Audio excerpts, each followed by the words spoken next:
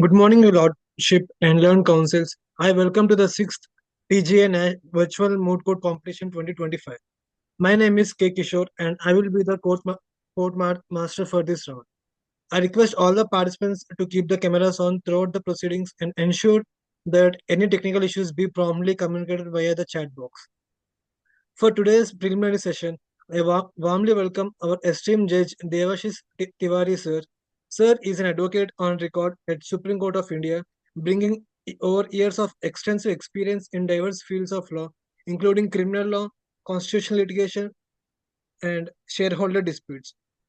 Practicing primarily from Chhattisgarh and New Delhi, Devashish sir has built a distinguished career, currently serving as an advocate before the High Court of Chhattisgarh at Bilaspur, as well as holding the position of standing counsel for the Chhattisgarh State Work Board. Previously, Sir has worked in key roles at leading law firms such as VSA Legal, Naik, SAM, Converse Law, specializing in dispute resolution, commercial litigation, and arbitration. I thank Sir for being present here for adjudge this round. With the permission of the bench, I may continue with the rules of the competition. Yeah, sure. Much obliged, Your Lordship. Each counsel shall speak for 15 minutes, subject to an extension granted by the judge, but I humbly request the bench not to grant any extension of time due to fixed schedule. As a court master, I will be strictly monitoring the watch. The structure of the proceedings is as follows. Counsel 1 and Counsel 2 of the appellant side, followed by the Counsel 1 and Counsel 2 of the respondent side.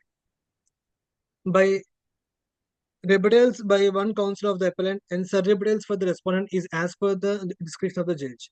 Judgment refers during the argument can be screen shared with the prior permission of the judge. In case during the rounds there is any interruption, maximum 5 minutes extension will only be provided subject to the discretion of the judge. If your lordship may please, the court is in session. We can start. So all the speakers are there. Yes, sir. So I'll just be relaxed. Uh, it's not a competition. We'll discuss the law because this is not a settled law, whatever your proposition is. And I have seen your memos. It's well drafted for both the sides.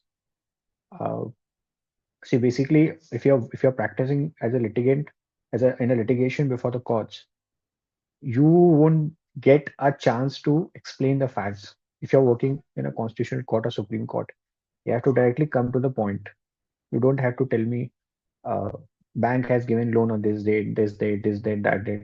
Those all things are not there in the constitutional court. You have to directly come on the crux of the matter. Like this is the issue, and ANCLAT has, for this particular case, ANCLAT has committed error on this particular part, and therefore my civil appeal should be admitted, or my civil appeal should be allowed.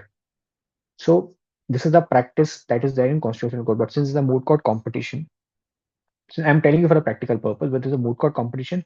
So I know you might have practiced in a particular manner overnight. You might have thought, "Ki I have to start in that this manner," and there will be a set pattern.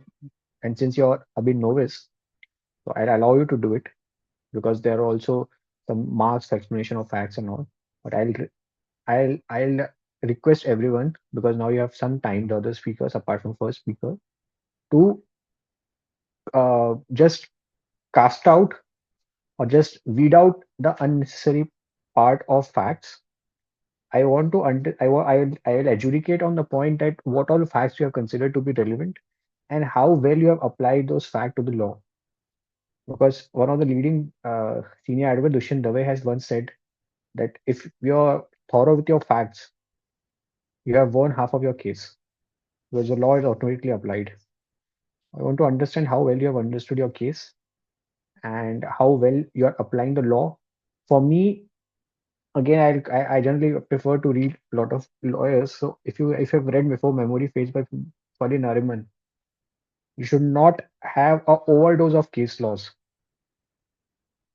If there are one case law on that particular point, it's sufficient to just cite that case law. You don't have to Show me that we have researched 10 case laws and I'll show you all 10 case laws. If you have read one case law, that's enough if that your case is covered by the judgment. So all the best. Don't be anxious. We'll have a good fruitful discussion and let's see. All the best.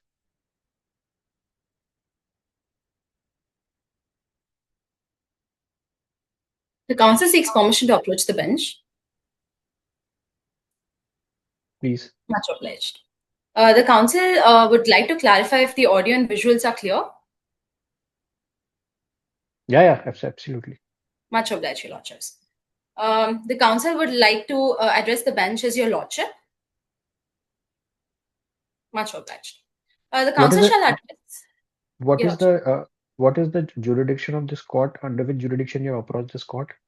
We have approached this court under Section 62 of the Insolvency and Bankruptcy Code, Your Lordship, which is through a civil appeal in this current matter, which has the jurisdiction of deciding matters which are of appeal from NCLAT with regard to the matters relating to law, on the question of law. What is the difference between civil appeal before the Supreme Court and special leave petition before the Supreme Court? Well, Your Lordship, special leave petition is a constitutional remedy provided by the Constitution when, in exceptional cases, when a matter has been decided. But Section 62 is a statutory remedy that has been provided in the Insolvency and Bankruptcy Code itself. Upon exhaustion of the statutory remedy, only then the constitutional remedy can be invoked, Your Lordship. And thus, we are invoking Section 62, which is the statutory provision, Your Lordship. So suppose if I dismiss your civil appeal, so do you think you say you will file an SLP? Indeed, Your Lordship, since we need to be able to answer the questions of law that is being faced in the current issue, and we will prefer for a special leave petition upon the dismissal of the current appeal, Your Lordship. Okay. Your Lordship, the council will be dealing with issues 1 and 2 in 15 Just a minute. minutes. Just a minute. Under what provision you file an SLP? Article 136, Your Lordship. Okay. Yes. Next. Yes, Your Lordship. The council 1 will be dealing with issues 1 and 2. My co-counsel and researcher are present. My co-counsel shall be dealing with issues 2, 3 and 4, and the researcher is also present here. The first issue being, Your Lordship, if you're well versed with the facts, the council would like to move on to the arguments. Then I want to understand the facts from you. Indeed, Your Lordship. In the present case, the financial creditor, which is ABC Bank, had sanctioned a loan amount of 500 crores to XYZ Corporation. And XYZ Corporation was consistent in paying the loan amount, except that it stopped and it was declared as a non-performing asset on 1st April of 2014. Sorry for the interruption. Have you prepared a list of dates in your memo? Indeed, Your Lordship. It's available at page number page number 9, Your Lordship, in Roman number 9 in the Okay, memo. so can you take me from those? Can you take me to that list of dates to explain the facts? Indeed, Your Lordship. Indeed. So, in the period of 2013-14, ABC Bank issued the loan amount to XYZ Corporation, and on 1st April 2014, the corporation defaulted and the account was classified as a non-performing asset. And between the period of 2014 to 2020, various OTS proposals were given to the bank for one-time settlement, Your Lordships. What is ABC what is NPA? NPA is a non-performing asset. It stands for non-performing assets, as in those accounts which have a debt to be paid, and such interest and amount has not been paid to the bank. It can be classified as a non-performing asset when such debt has not been paid by the Is there debtor any is there any within 9. statute is there any statutory guideline or any statute which governs how a bank should declare a particular account as NPA? Well, Your Lordship, the particular it comes under RBI notifications, Your Lordship. The rules under RBI notifications, and even the guidelines under Insolvency Board Regulation Board as well, Your Lordship. There are various guidelines through which the bank can classify it as a non-performing assets, and this can be done only when there's a default that has been extended for a period of 90 days, Your Lordship. Okay. Um, yes, Your Lordship. And then various one-time settlement proposals were issued by the debtor, which was accepted by the ABC Bank on 31st March of 2020, giving the date that the one-time settlement of 500 crores should be made between 31st March of 2020.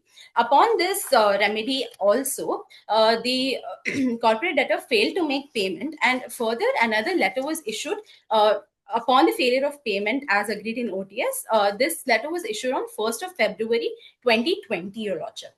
And thus, after the cancellation and the failure of the repayment, there were two other one-time settlement proposals that had been sent, and based on this failure, ABC Bank had approached the NCLT under that is National Company Law Tribunal under Section 7 of IBC, seeking corporate insolvency resolution process. However, it was dismissed due to the bar of Section 10A, which was Council, introduced as a what's the difference between Section 7 and Section 9? Your Lordship, Section 7 governs the corporate insolvency proceedings for a financial creditor, whereas Section 9 it governs the corporate insolvency procedure for a corporate debtor, Your Lordship. So, as the financial Corporate creditor, corporate debtor, both are corporate debtor, both are meant for corporate debtor. Your Lordship, I would just like to refer to the code once, Your Lordship. Sure. The Section 9 refers to the application of CIRP for an operational creditor, Your Lordship, whereas Section 7 deals with the aspect of financial creditor, Your Lordship. So what is the nature of debt in both the case? So financial creditor files an application, uh, Your and Lordship, my laptop got disconnected. I'm sorry for the no problem, inconvenience. no problem. So what is the nature of debt for which you file Section 7 and Section 9? A financial debt, Your Lordship. The nature of debt should be financial in nature for us to file a CIP under Section 7 or Section 9, Your Lordship. For both the thing, you have to have a financial debt. Meeting is being recorded.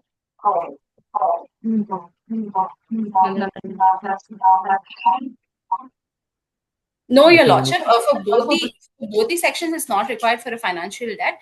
Under the operational credit can be operational debt. Under the financial under CIP initiated by a financial credit, it has to be a financial debt, Your Lordship. And what's the difference between both the debts, financial debt and operational debt? Your Lordship, financial debt is any debt that is given or that is taken by a corporation with relation to money. Operational debt occurs when a payment with relation to goods and services are concerned. That is when an operational debt arises. Do you have Financial debt, do you have a Bear Act in front of you? indeed, Your Lordship. Can you read the definition of financial debt and operational debt in Section Certainly, Your 2? Lordship. Read.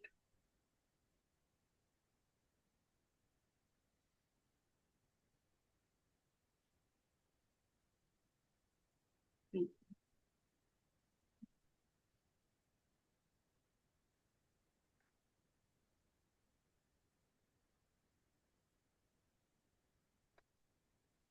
Debt. Your Lordship, Section 3, subclause 11 says that debt means a liability or obligation in respect of a claim which is due from any person and includes a financial debt and operational debt, Your Lordship. And what is financial debt? Just read below in F. Um,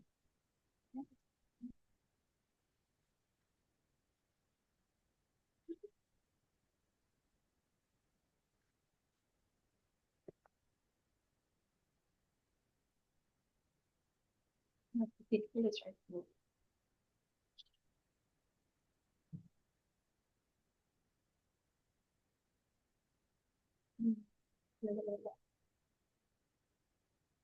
Yeah, financial debt means a debt along with interest, if any, which is disbursed against the consideration for the time value of money and includes money borrowed against the payment of interest, any amount raised by acceptance under any acceptance credit facility, any amount raised pursuant to any note purchase facility, the amount of any liability in respect of any lease or hire purchase contract, receivables sold or discounted other than any receivables sold as non-recourse basis, and any amount raised under any other transaction you lodged. And what is operational debt? Operational debt means a claim in respect of the provision of goods or services, including employment, or a debt in respect of the payment of dues arising under any law or lodging for the time being in force. Can you give me an example of operational debt?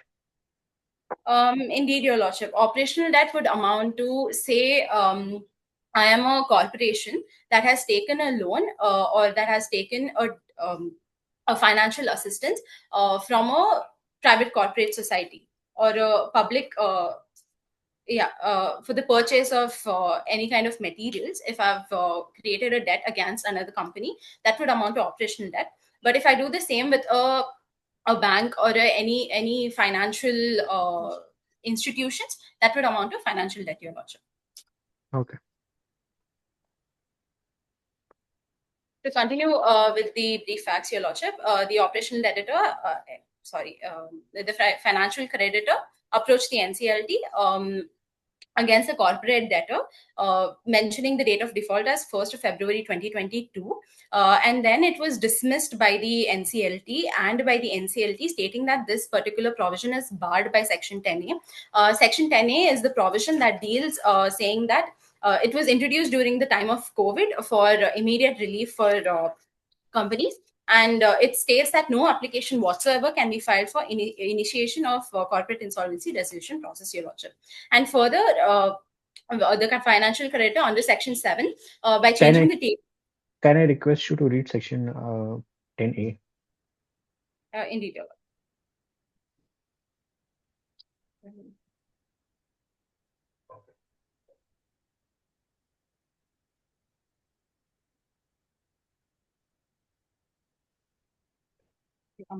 The amended provision, as per the facts itself, remain, Your Lordship. It is that no application whatsoever can be filed for the initiation of the corporate insolvency resolution process, Your Lordship. Is there any specified date? No, Your Lordship.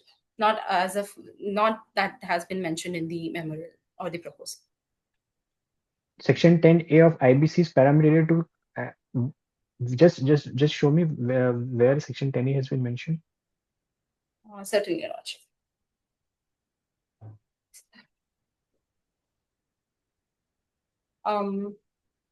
Your Lordship, I would like to read it out. Notwithstanding anything contained in Section 7, 9, and 10, no application for initiation of corporate insolvency resolution process of a corporate debtor shall be filed for any default arising on or after 25th March 2020 for a period of 6 months or such further period, not exceeding 1 year from such date as may be notified in this behalf, Your Lordship. Provided that no application.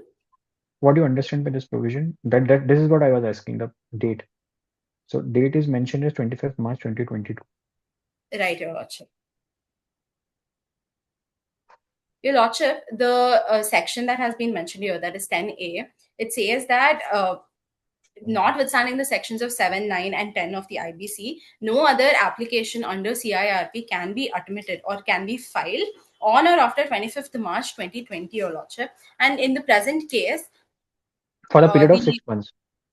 For a period of 6 months. Yes, indeed, Your Lordship, for a period of 6 months and not exceeding 1 year from such date, Your Lordship. And So in the current case, when is your debt arose?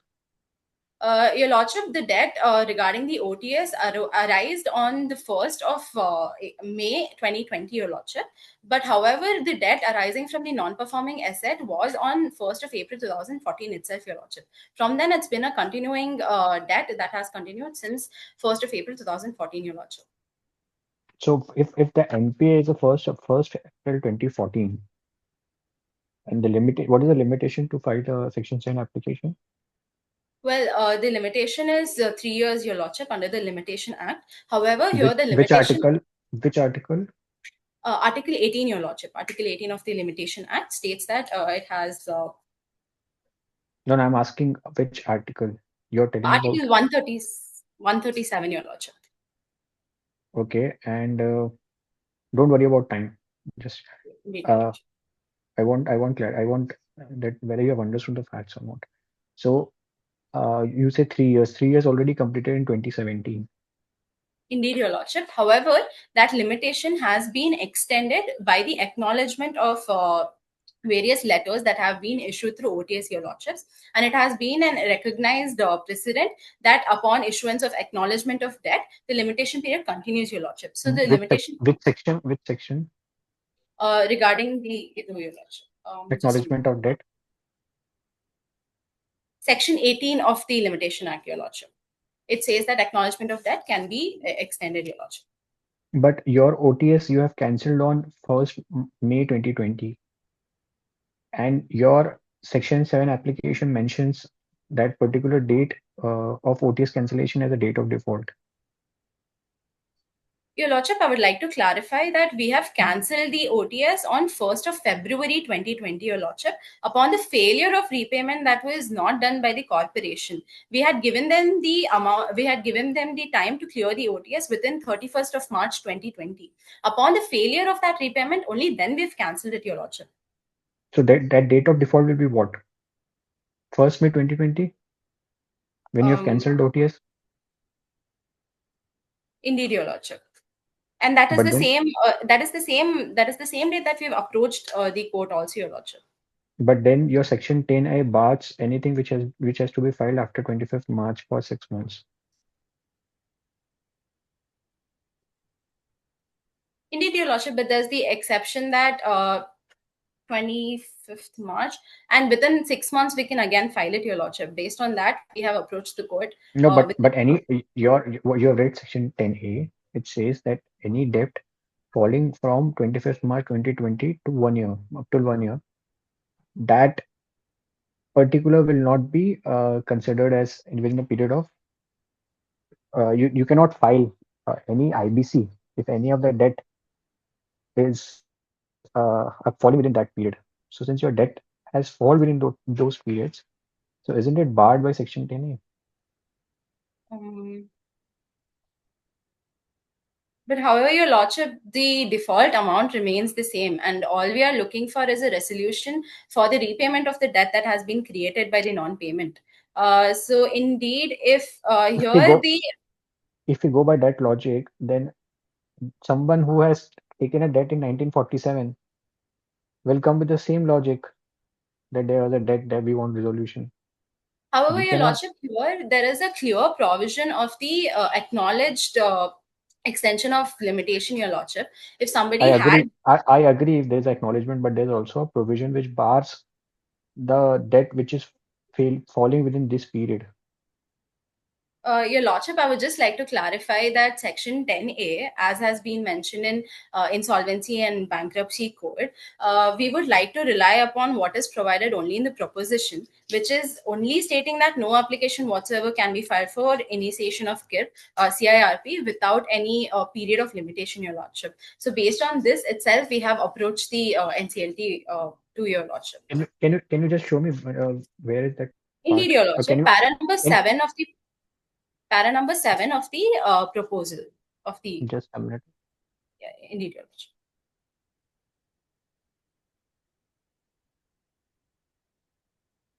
Para 7 of the Proposition, your lordship. Line no 3, no as per the said amendment.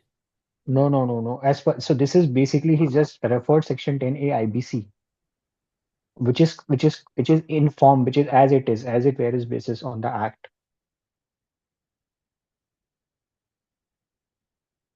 Have you sought clarification from the organizers?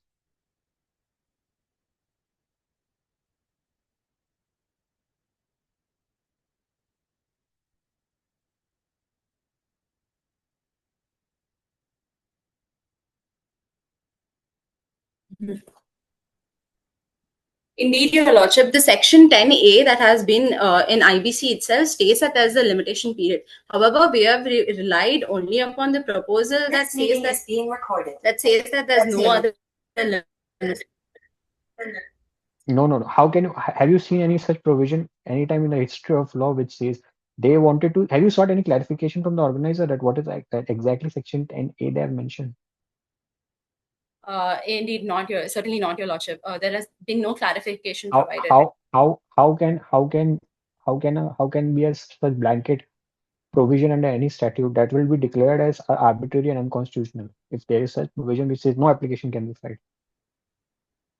ultimately the Section 10A IBC, whose ultimately objective was the pith substance. The whole Your objective. lordships, I will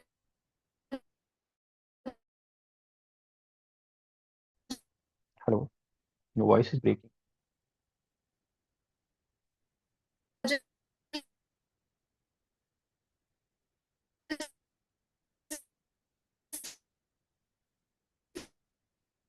like to clarify that. I can't hear. Your voice is breaking. Sorry.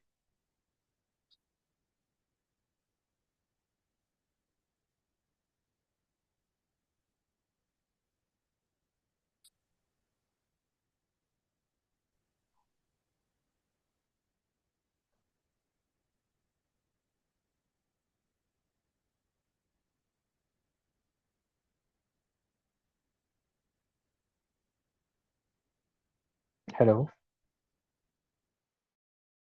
Your lordships, are we audible? Can you hear us?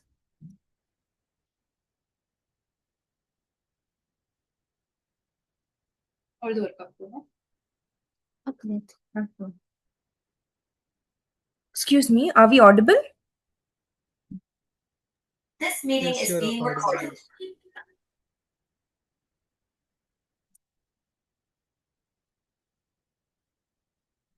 It's not coming back also. Are we audible? Hello. Yes, speaker, you're audible.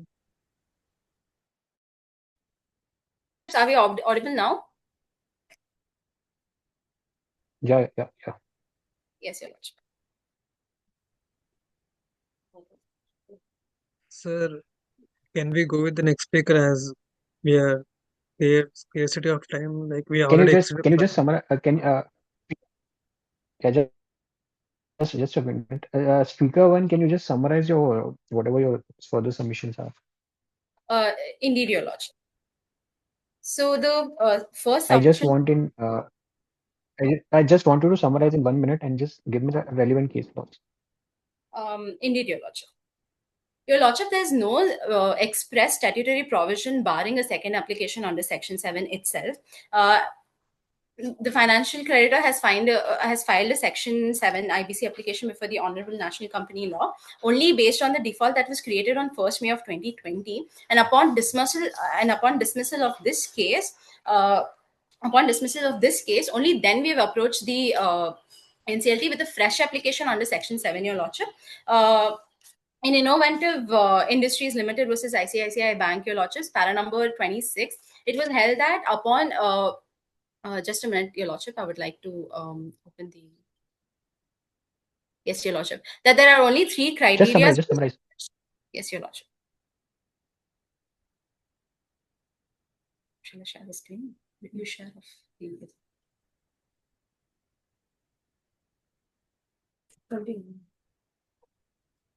You can tell me the case law if you want.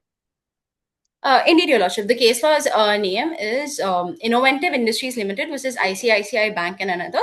The citation is 2018 1 SCC 407, para number 28, your lordship, wherein the court has clarified that to dismiss any petition based on default, first of all, the court has to adjudicate whether a default has taken place or not, and then only if there's any criminal proceedings against the corporate debtor, the default that has been filed cannot go further.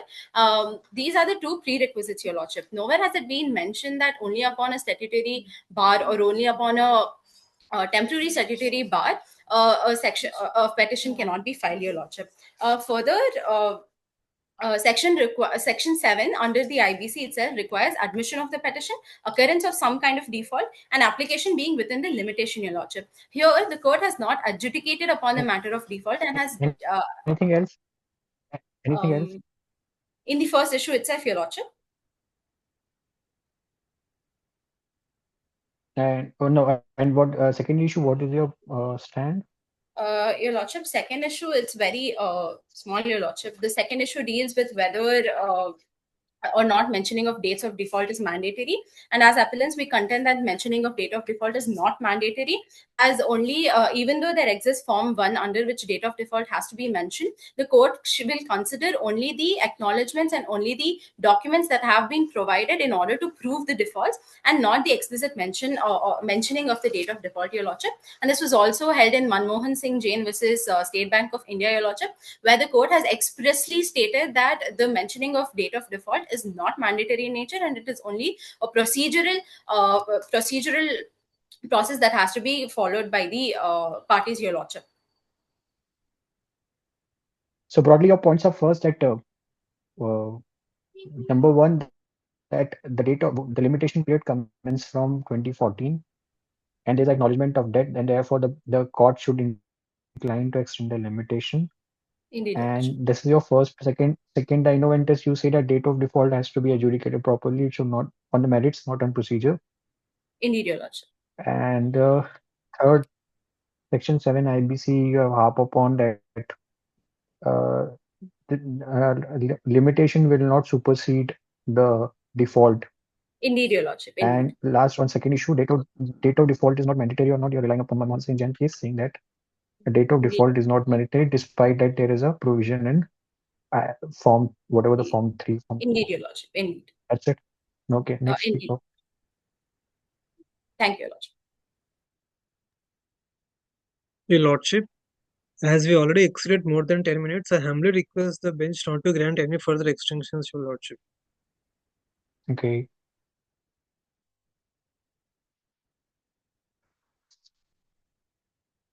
Much obliged, Your Lordship.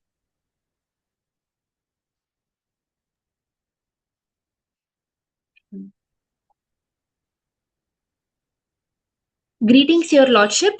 Counsel number 2 here, appearing on behalf of the appellants. The counsel seeks permission of Your Lordships to proceed with issue 3 and issue 4. What is issue number 3? Your Lordships, issue number 3 deals with whether the date of default should be determined based on the facts and circumstances or on the basis of the NPA. Your Lordship, with respect to Based on facts and circumstances or on the basis of NPA in bank matters. So what is your stand?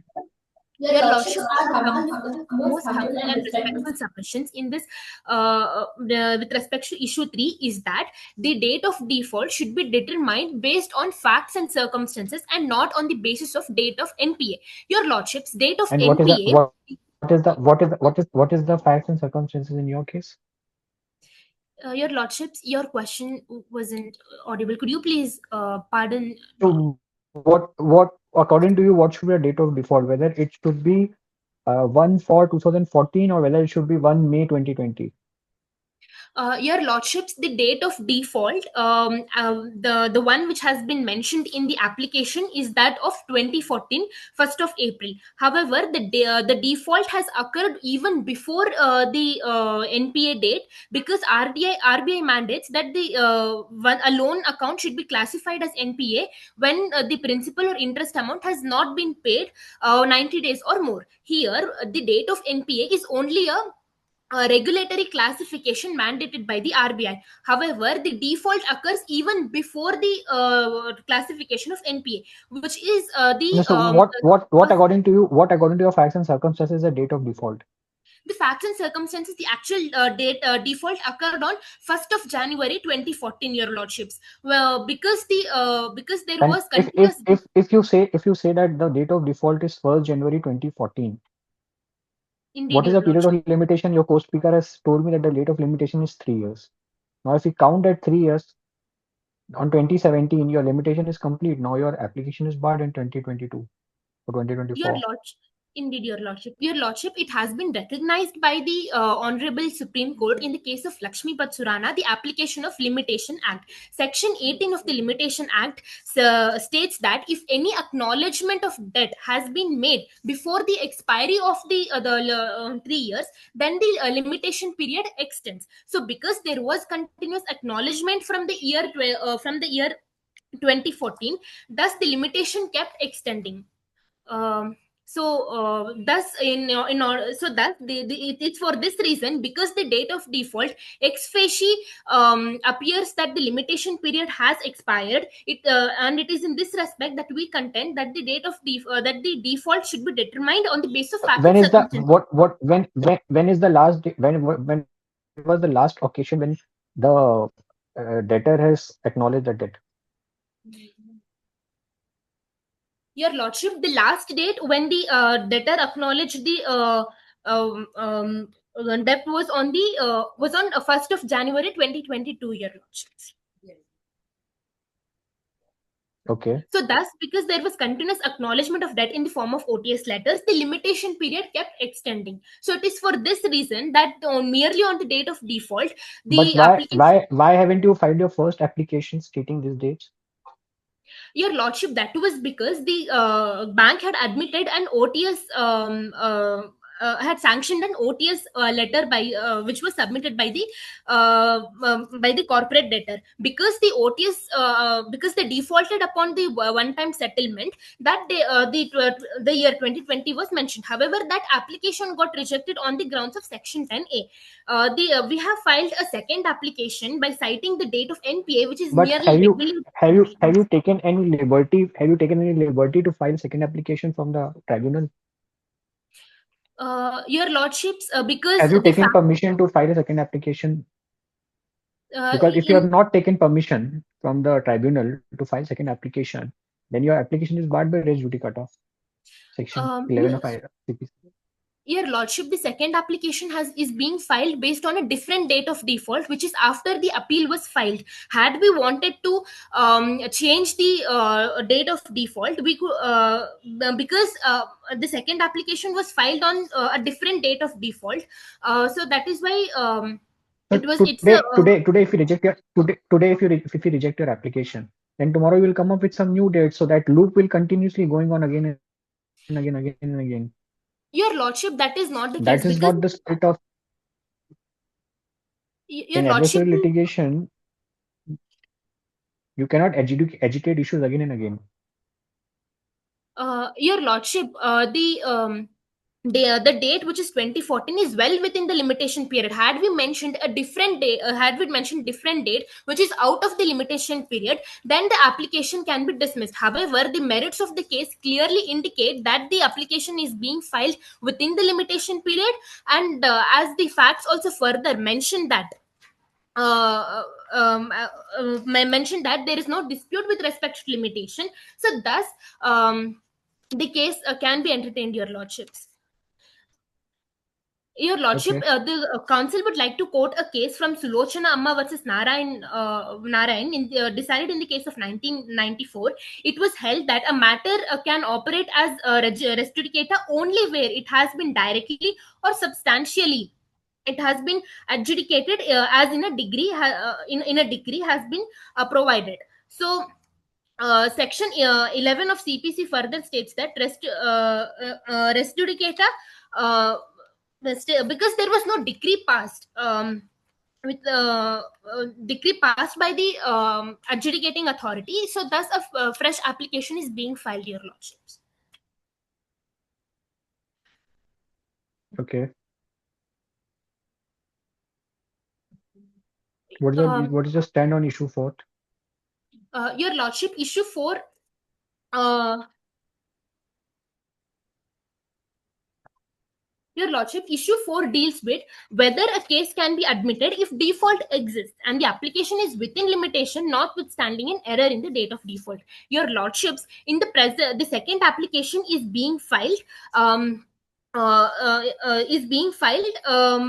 a fresh date of default, which is well within the limitation period. An application cannot be rejected on the ground because there was a procedural misdescription.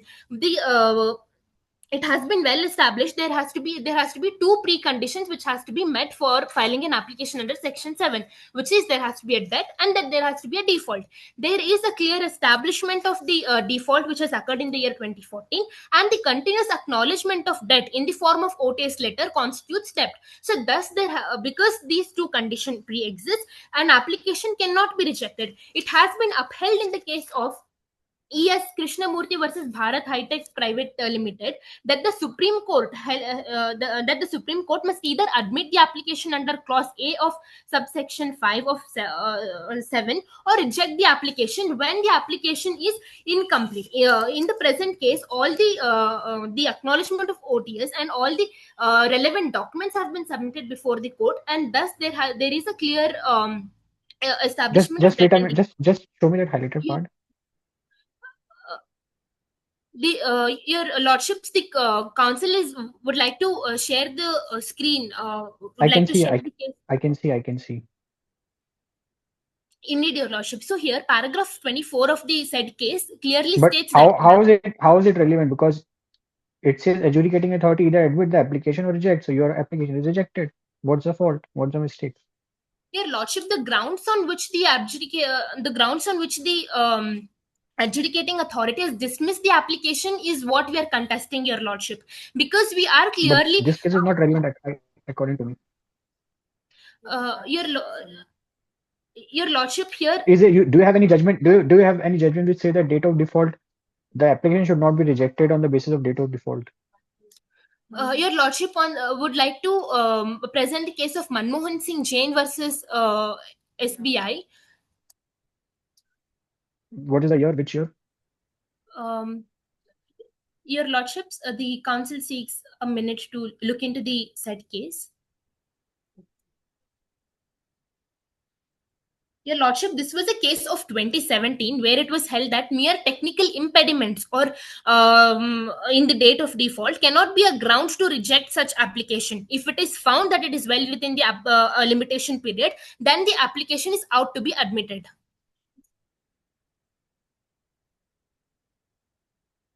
Okay. Anything else?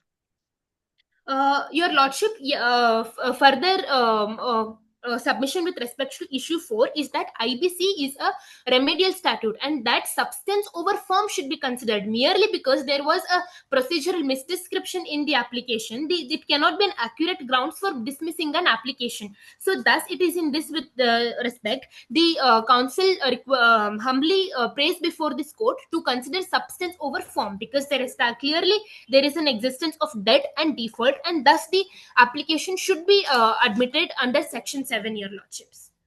Okay. So broadly on issue third, your submission is that a date of NPA should not be strictly construed as a date of default, Indeed, your lordship. and acknowledgement of debt is sufficient. And on the issue number 4, your stand is that technical error should not come in the way of justice, because procedure is a handmaid of justice, Indeed, your lordships. and procedural defect cannot override the statutory duty.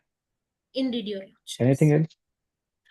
No, your lordship. And you have placed reliance upon Manmohan Jain and EVS Krishnamurthy. Indeed, your lordships. And Okay.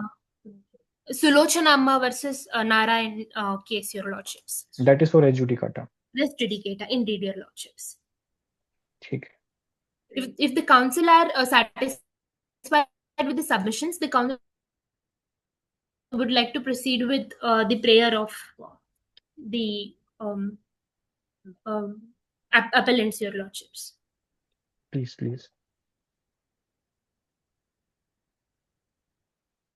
Your voice is breaking. Indeed.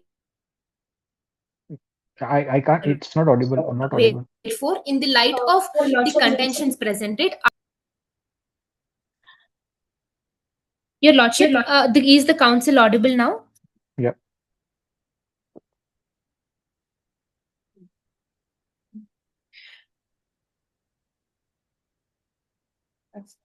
Your Audible, lordship. audible.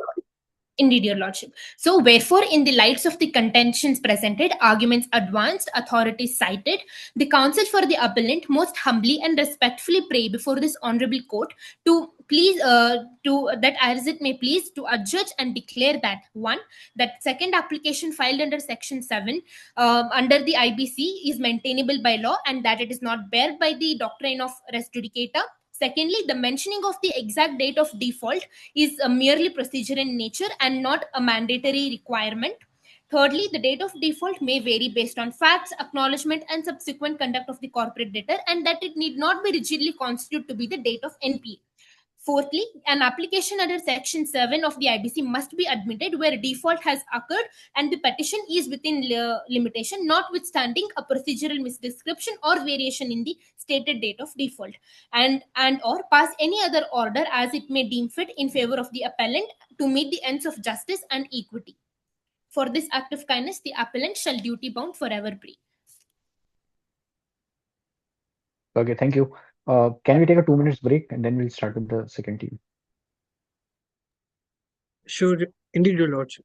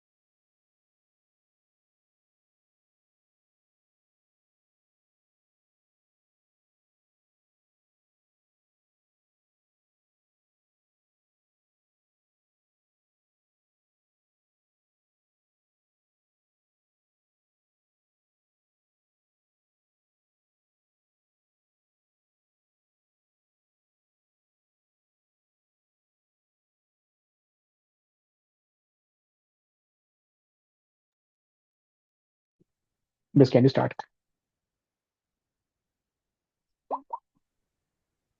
Your Honor, may I have the permission to approach the bench?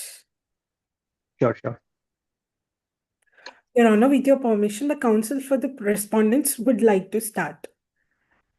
I would be dealing with issues number 1 and 2, and my co-counsel will be dealing with issues number 3 and 4. Okay. Your Honor, this case is presented before the Honorable Supreme Court of Indigo under Section 62 of the Insolvency and Bankruptcy Code 2016. Section 62 provides for the appeal to Supreme Court when a person is aggrieved by an order of the National Company Law Appellate Tribunal. They may file an appeal to Supreme Court on question of law arising out of such order under this code within 45 days from the date of receipt of such order. And what is the question of law in your case? Your Honor, whether a second application under Section 7 is allowed or not. Okay. With your permission, Your Only Honor, one question? Only one question, or there are any further questions? Are there question of law? Your Honor, I believe that is a substantial question of law. Okay. From where do you get this word substantial question of law? I'm not aware, Your Honor. No problem. So, okay. And can you tell me the facts from your list of dates? Do you have list of dates prepared? Your Honor, we did not mention it in our memorials as it would take a lot of space, Your Honor, but if you want, I can. Okay, now tell me, what is your submission? Just tell me broadly what is your submission in your first issue. In my first issue, Your Honor, the counsel for the respondents, we submit that second application under Section 7 is barred by law. The principle of res judicata bars repetitive litigation, Your Honor, and if one person is allowed to file a second application, it would be an abuse of judicial process as it would open the floodgates of litigation and How would how lead. how how how it is barred by res judicata? Can you tell me some facts? Yes, Your Honor. Section 11 of CPC talks about res judicata principle, Your Honor. But is CPC applicable to tribunals? Yes, Your Honor, NCLT works on the principles of civil procedure. From where do you get that? Uh, Your Honor, 1 minute, Your Honor. I would like to take 1 minute. Uh, it's it's under Companies Act 2013, Your Honor. Which section? I'm I'm not aware, Your Honor. I'm Okay, not able to recollect as because of. if you're applying a principle of CPC, Yes, Your Honor. then CPC is applicable to what? It's applicable to court proceedings. This is tribunal. This is arose from tribunal. So an IBC is a complete court in itself. So you have to tell me from the Insolvency Bankruptcy Code how CPC is applicable or how the provisions are applicable. Ajay, tell me from the facts how you're saying that it's barred by res judicata. Because uh, if section, have you read section 18 of Limitation Act? Yes, Your Honor. Can you read for me once? Um, just a second, Your Honor. Yes, Your Honor. It states that if a party against whom a property or right is claimed makes a written acknowledgement of liability before the limitation period expires, a fresh period of limitation begins from the date of that acknowledgement. Okay. So if you see this fact, if you see the facts of the case, you have written a letter for one-time settlement. When you have written that letter last time, In 2022, Your Honor. so doesn't it amount to acknowledgement of debt? Uh, It does, Your Honor, but again, date of default and limitation period are two different things, Your Honor. 2014 uh, is the actual date of default, Your Honor. I'm saying 1st July 2014. Is there any strict rule that once the limitation expires or once there is the date of default cannot be extended in Limitation Act?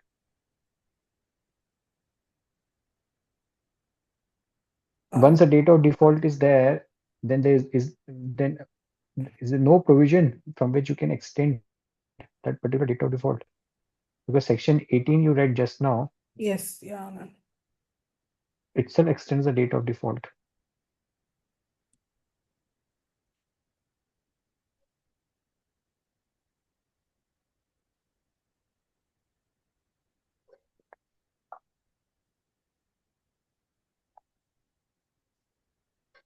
So you cannot enjoy the public exchequer money by covering yourself on the date of default as 2014. You yourself has written in one-time settlement letter to avoid your assets be sold by the bank or auction in 2022, and then you're coming up and saying ki, no, you take date of default as 2014 only. We will not pay money for whatever you can do, you do. Is it not against the spirit of law, against the rule of law? Uh, Your Honor, it doesn't mean that we have completely refused to repay our debt. It just means that we need little more time and we do not wish to initiate the corporate insolvency resolution process against our company. But it's been going on since 2014, 17, 18, 19, then 2020 we allowed, then again you failed to clear the debt.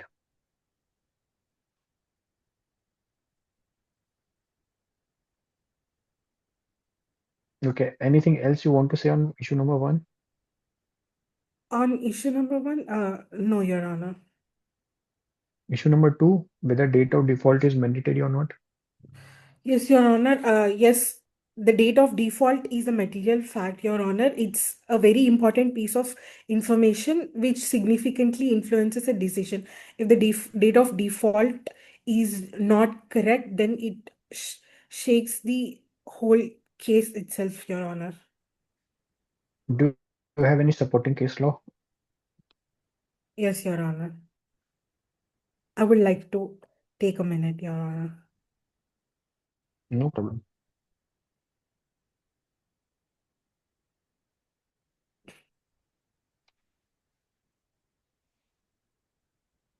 Yes, Your Honor.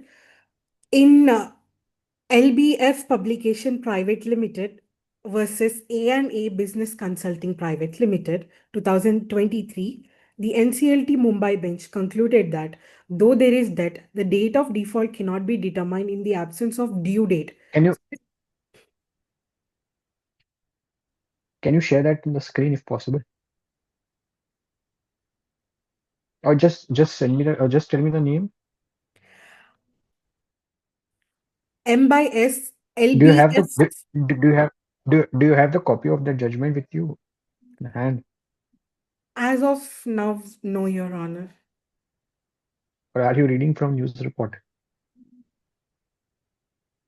Uh, No, Your Honor. I actually I've gathered information from several websites and several online But sources. have you read that have you read that copy of the judgment? I Don't did, worry, I Your won't deduct Honor, your while marks I for was it. researching. Okay. Have you quoted the judgment in your memo?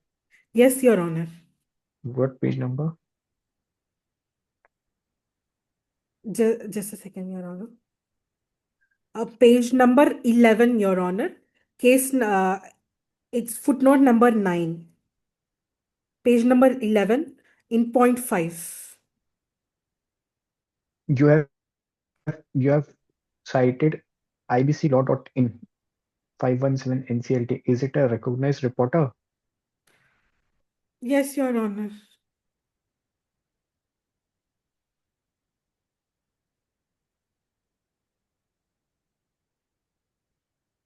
Okay.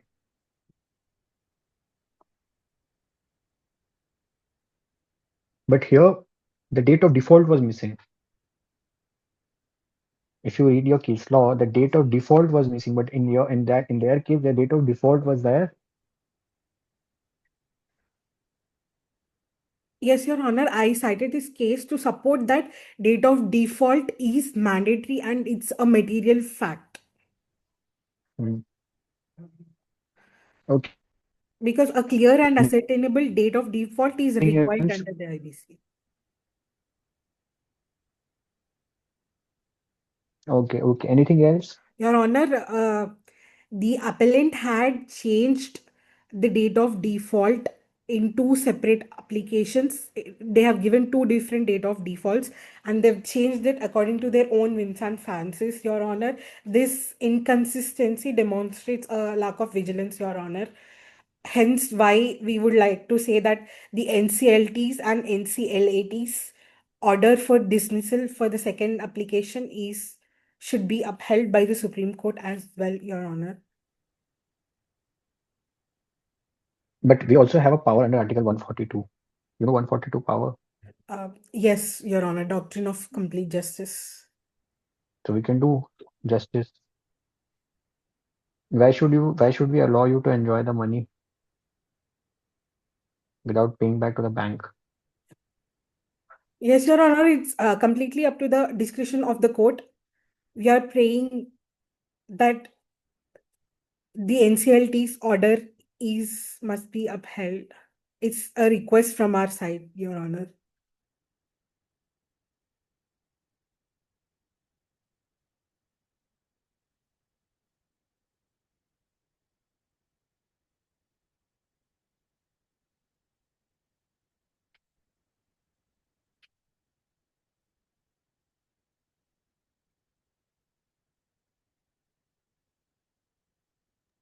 Sorry, what was the request? To dismiss the second application filed under Section 7, Your Honor, Okay. and uphold NCLT's and NCLAT's orders as well, Your Honor. Okay. So basically, your second issue, the submission is that date of default is mandatory, Yes, Your and they have changed the date of default as per their whims and fancies, which is not permissible. And on issue number first, your submission is that the date of NPA was the actual date, and there can be no extension provided from 2014. That's your submission? Yes, Your Honor. Okay, and it's barred by res judicata because they have already once agitated this issue in the previous proceeding.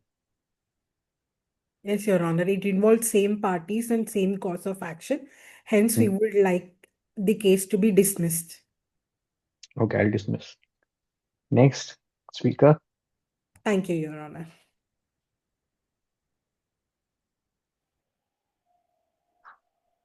The council would like to take up May issue I have 3 second and 4 speaker? with your permission, Your Honor. It's not audible. Your Honor, can you hear me now?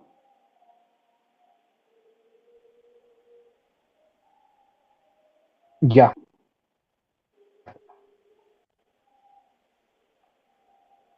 The council would like to take up issue 3 and 4 with your permission, Your Honor. Okay. Issue 3 is whether the date of default changes based on facts and circumstances or must it always be taken as the date of NPA. The counsel for the respondent would like to Council, submit. what is the purpose? Hello? What is the purpose of insolvency and bankruptcy code? What is the statement of objective? Your Honor, just Have you read the statement of object and reasons of IBC code? Your Honor, just a second. I'm not able to recall it at the moment. Do you have a Bear Act with you? Not in physical format, Your Honor.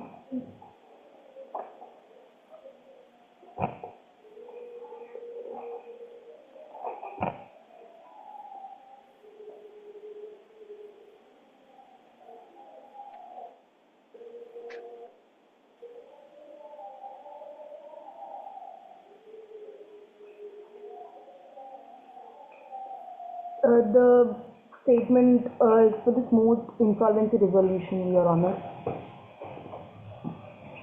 Why the legislature has brought this code? Uh,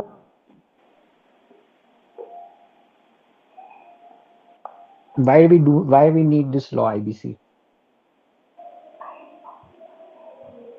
so that the cases or the issues are resolved in a time bound and systematic manner and Which issues? nobody, sir, What issues? Which issues? relating to insolvency and bankruptcy, loans, creditors, debtors.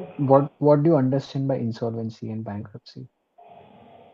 Sir, in if I quote it in a simple language, insolvency and bankruptcy. Uh,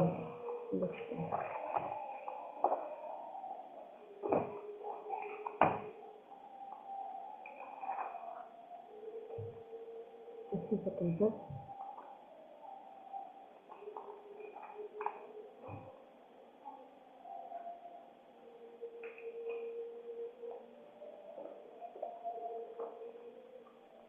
Which year you are in? Fourth year, Your Honor. Okay. You have CPC in your subject, in your curriculum. Not yet, sir. Not this semester. In the Okay. upcoming semester. When do you say a person become insolvent? When they are unable to pay the debt they have taken. So whether you say that person has become insolvent or you say the person has become bankrupt. Insolvent, Your Honor. Bankruptcy is the state where you have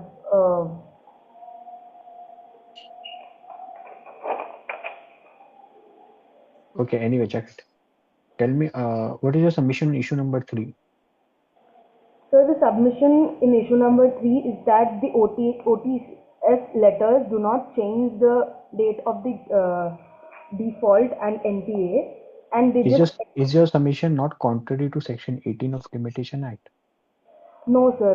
The section 18 codes that the limitation period can be extended, but not the date of the NPA or the default can be changed, and it has been upheld. Pardon. Date of what? Date Date of of NPA does not change, but the limitation period can be extended on acknowledgement. what do you mean by limitation period? The period where just a minute. Acha, tell me when can you file Section 7? When you generally file Section 7? Section 7 is filed when a financial debtor default in his payment. Financial creditor, the financial creditor can file under Section 7 when the other party does not default on the payment. So and within how much period he can file? Uh, 90 days, Your Honor, 90 days. 90 days or 3 years? Limitation period is of 3 years, Your Honor, but they can file the petition under 90 days From from the date of default. then what is 3 years? 3 years is a limitation, Your Honor. What is limitation?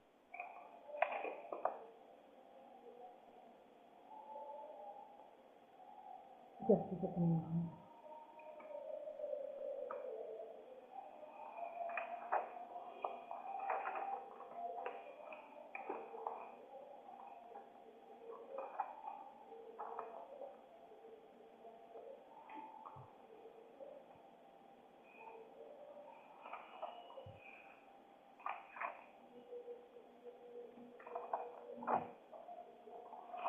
A limitation period means the deadline before which we can file the case, Your Honor.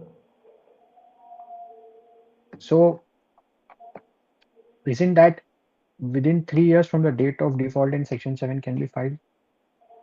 Yes, Your Honor. When is the date of default? The date of default as of the facts of the case is first is in the year 2014 and 1st of April, Your Honor. And what is the date and what is the limitation period? Limitation period will expire in 2017, Your Honor, as per Section 7. And can limitation period be extended? Yes, Your Honor. Under Section 18 of the Limitation Act, it can be extended if there's an acknowledgement, a written acknowledgement from one party. So you haven't you acknowledged the debt in 2022? Yes, Your Honor. So limitation period, don't you think that limitation period is extended? Yes, Your Honor. Yeah, sir. The limitation period has been, it can be extended, but we are arguing that the date of default cannot be changed as it can be treated only as a foundational event, like when the first default happens.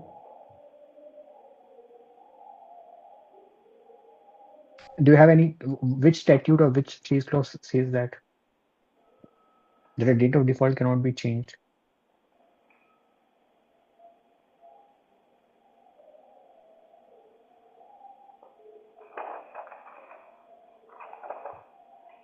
Sir, in our memorial, in page 15, para 14, we have quoted Seshnath Singh versus Baidyavati Sherofuli Cooperative Bank. In that, they have stated that under section 18, the limitation period can be extended, but the date of default cannot be changed.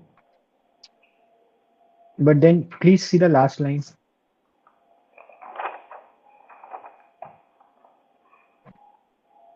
Yes, sir.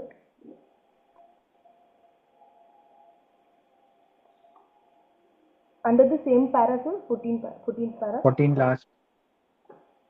Correctness of date is essential for this fairness. So isn't it a curable defect? For the purpose of fairness, is the appellant is entitled to cure that defect? Tell me practically, if you're a bank, someone takes a loan, Yes. he runs away, Yes, sir. and you have given him one-time settlement option. In that period also, he fails to make the payment. Yes, sir. Will you allow that? Will you allow that person to run away on the basis of default, date of default? Isn't it a loss to public exchequer, public money? No, sir. Isn't the interest of justice? Is it not amount to undue advantage to you, undue benefit or windfall gain? Have Uh, you seen the NPAs in India? How people are enjoying the public money and they are fleeing away from country abroad. Nirav Modi, Vijay Mallya. yes, sir. Is it harmful for the country's economy? Sir, based on the facts of the case, and we are arguing that the date of default cannot be changed after the same scenario and the same petition has been dismissed. Uh,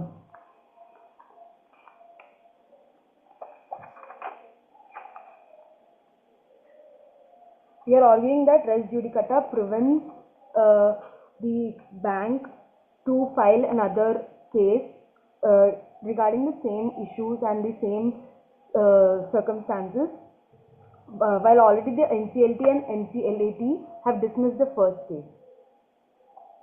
Okay. Anything else on third issue? No, sir. I'd like to move to the fourth issue. What is your stand on fourth issue? On fourth issue, our stand is that change of the date equals to defective application, and that it creates prejudice to the respondent.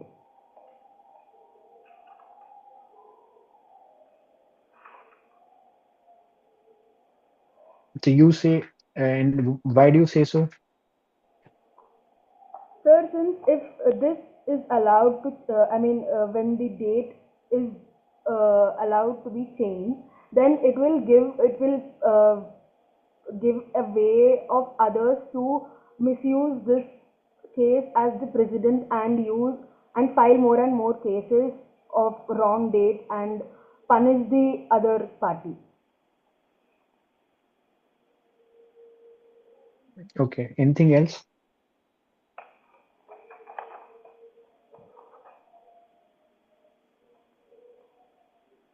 Yes, sir. And it is submitted that changing the default date shows manipulation and lack of bona fide conduct on part of the appellant, sir. Okay. Anything else on law point? No, sir. That's all.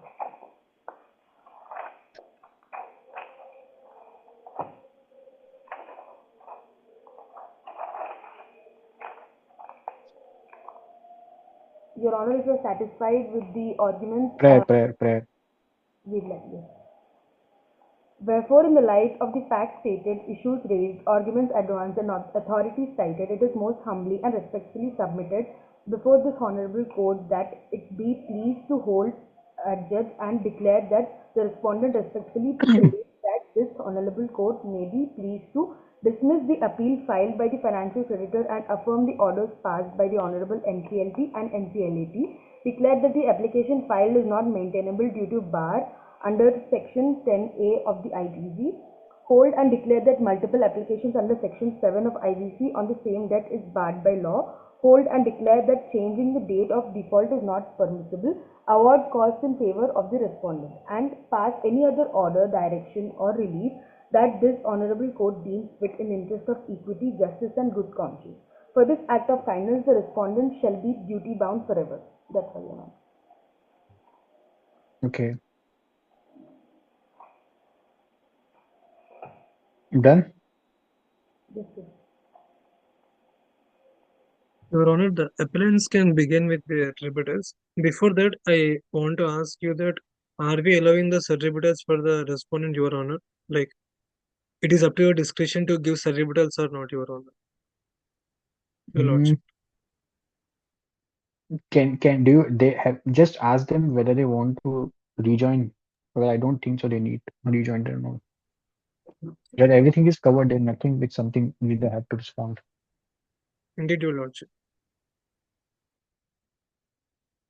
Do you want me to send you the score sheet? By what time? Your Lordship, I was not well aware with the time, Your Lordship. Okay, I'll just send you. So you can we have